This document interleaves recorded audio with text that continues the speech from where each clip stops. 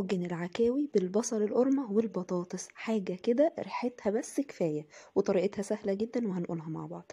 أول حاجة هنسلق العكاوي في مية، طبعا هتنزل العكاوي فيها في مية بتغلي، ومعاها بصلاية، حبهان، السبع بهارات، فلفل اسود، ونحط معاهم نص معلقة ملح، بس طبعا بعد ما تاخد الغلوة ل10 دقايق.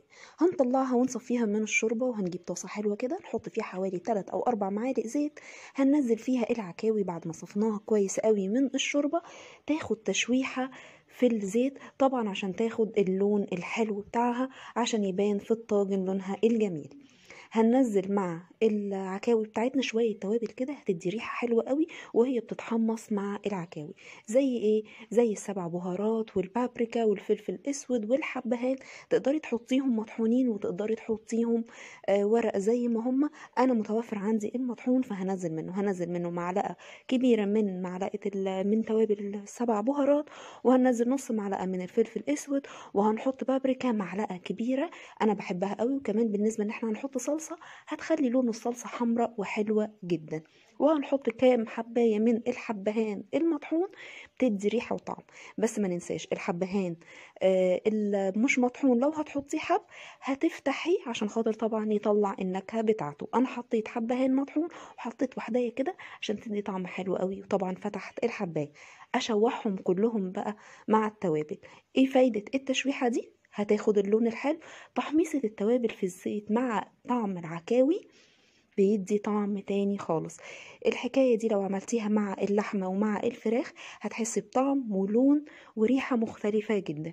مش هياخد مننا وقت خالص، هو حوالي 3 أو 4 دقايق. هننزل حوالي 6 أو 7 وحدات من البصل القرمة. ايه البصل القرمة ده؟ عبارة عن البصل الصغير قوي، سواء الأحمر بقى أو الأبيض. ده بصل صغير، بس طبعا الكاميرا مكبراه عشان مقربة الصورة قوي. هشوحهم معاها برضو حوالي 3 أو 4 دقايق. ما تقلقيش، البصل هيستوي عشان لسه هياخد وقت على البوتاجاز وهيخش الفرن. هدي كده البصل تشويحة معاه. في الوقت دوت هعمل ايه؟ هكون قطعت حوالي 3 بطاطسات كبار، وفرمت الطماطم بتاعتي في الخلاط. هنزل البطاطس بتاعتي. تقدري تستبدلي البطاطس الشرايح دي ببطاطس برضو الصغيرة تبقى حجم البصل، يبقوا الاتنين شكلهم حلو قوي. انا نزلت حوالي 3 بطاطسات، واحط معاهم قرنين فلفل لان انا ما حطيتش شطه، فانا هستبدلها بالفلفل الاخضر، هيدي شكل وطعم حلو قوي. وطبعا فايده الفلفل الاخضر احسن كتير من الشطه. اهم فرمت الطماطم، حوالي نص كيلو طماطم فرمتهم في الخلاط مع نص كوبايه ميه. انا مش عايزاها طماطم تقيله لان انا كده كده مش عايزاها طماطم سوري خفيفه، عشان انا هخففهم بالشوربه، هنزل منهم من شوربه العكاوي.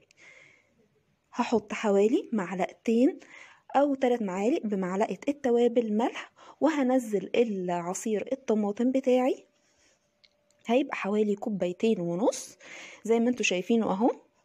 هو مش خفيف، لا تقيل، وما صفتوش لان احنا عايزين الطاجن تقيل. هنزل حوالي كوباية من كوباية الشوربة بتاعة العكاوي اللي انا سلقتها، وكل ده على البوتاجاز من فوق. هخليه ياخد غلوة معايا حوالي 10 دقايق او ربع ساعة. دي بتقلل من وقت الطاجن في الفرن. كل ده على نار وسط عشان خاطر ما يفورش مني ويدلدق كده على البوتاجاز. هنزل اهو حوالي كوبايه، احاول اقلبهم كده مع بعض من غير ما في حاجه تقع. اخليهم بقى على البوتاجاز كده حوالي 10 دقايق ربع ساعة، ياخد غلوة معاه. خد الغلوة تمام، خلاص كده قفلت النار. شرب نص الكمية بتاعت الصلصة والشوربة، ده اللي انا عايزاه عشان خاطر ما ياخدش وقت مني في الطاجن. هجيب البريم بتاعي او اسمه الطاجن زي ما احنا بنقول عليه، وهنزل الكمية بتاعتي كلها فيه، واحط على الوش معلقتين زيت كده عشان يحمر في الفرن. وهدخله الفرن لمدة ربع ساعة على درجة حرارة 200. وبعد كده ولعت الشوايه 3 دقايق. ريحته رهيبه، الطعم جميل. اللي ما جربش العكاوي في البيت لا جربوها، وجربوا معاها البطاطس، هتحسوا بطعم البطاطس، طعمها مختلف كده.